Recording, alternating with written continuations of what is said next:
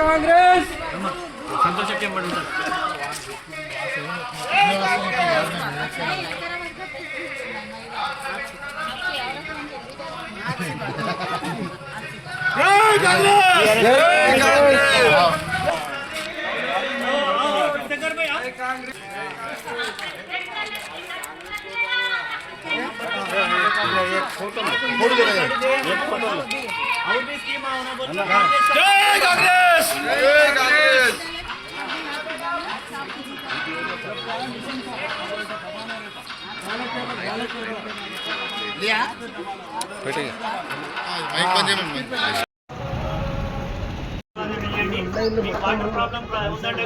Bore पानी का problem है ना आंटी, पानी का बोर डाल दो मेरे अंदर।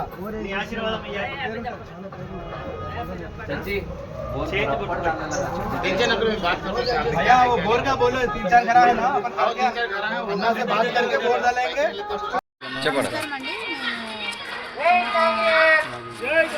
సార్ వాళ్ళ తరపున మేము ప్రచారం చేస్తున్నాం. నేను జిల్లా ప్రెసిడెంట్ మహిళా కాంగ్రెస్.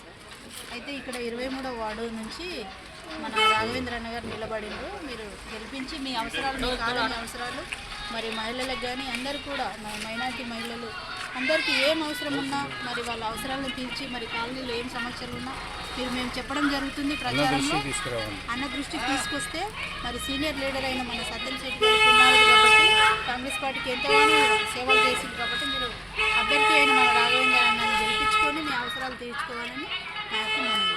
రాఘవేందర్ 23వ వార్డు కాంగ్రెస్ అభ్యర్థిని. నేను ఒక 15 రోజులుగా ప్రచారం చేస్తున్నా.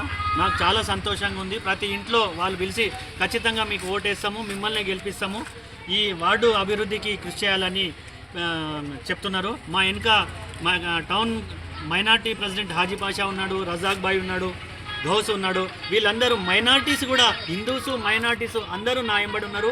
అందరూ చాలా గొప్పగా ప్రచారం చేస్తున్నారు. ఇంకొకటి, ఇక్కడ ఈ ఏరియా ప్రత్యేకత ఏంటంటే హిందువులు ముస్లింలు ఎంతో కాలం నుంచి కలిసిమెలిసి ఉంటున్నారు.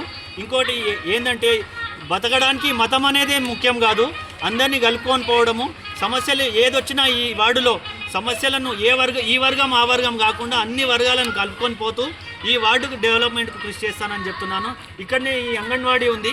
అంగన్వాడీకి చుట్టుముట్టు కాంపౌండ్ వాళ్ళు కూడా ప్రొవైడ్ చేసి ప్రసాదన్న ఆధ్వర్యంలో ఈ వార్డును అత్యంత గొప్ప వార్డుగా డెవలప్ చేస్తానని మనం చేస్తాం.